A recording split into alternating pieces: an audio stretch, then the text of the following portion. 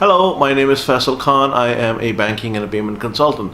And today I want to let you know about the question that I get a lot is, what is Hawala and Hundi? Well, Hawala and Hundi is a form of an informal agent-based payment method.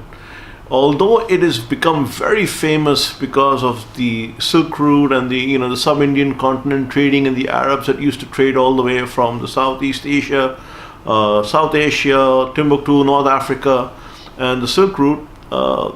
The origins are even more before. The earliest known form of Hawala and Hundi were the ones done by the Crusaders. The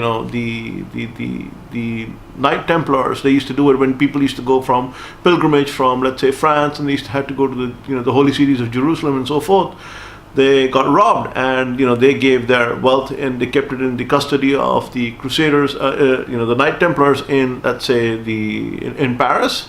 And they got their money delivered in Jerusalem when they arrived, and it was used. It was paid out using a sealed system.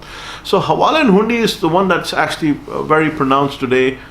When the Arabs were financing trade, all the spice trades that were happening, and the other oil and olive trades that were happening, and the Silk Route that was coming in, and so forth, the agent payment system was done on Hawala or Hundi.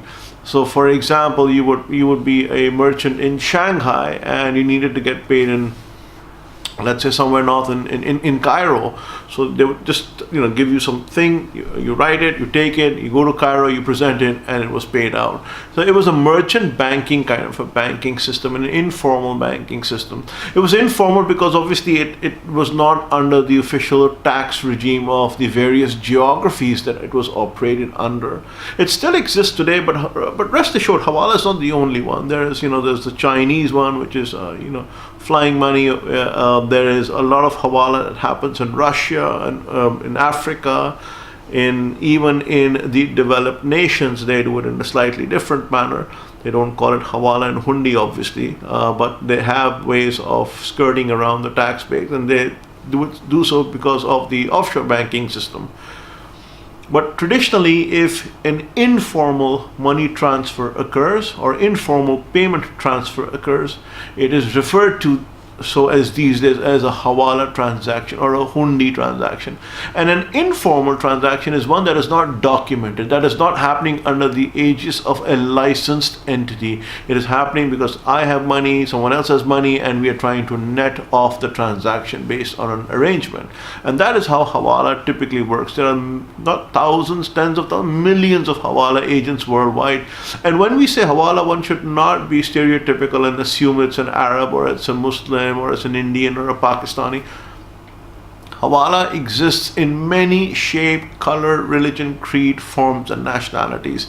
It's just that the word originates from South Asia, and that's why it has stuck there. But believe me, Hawala occurs in Bulgaria, in Romania, in China, in Russia, in Eastern Europe, in Africa, in Sub-Saharan Africa. It's very, very common. It occurs in Chile, Peru, Argentina, Venezuela, Brazil. It occurs in the United States as well.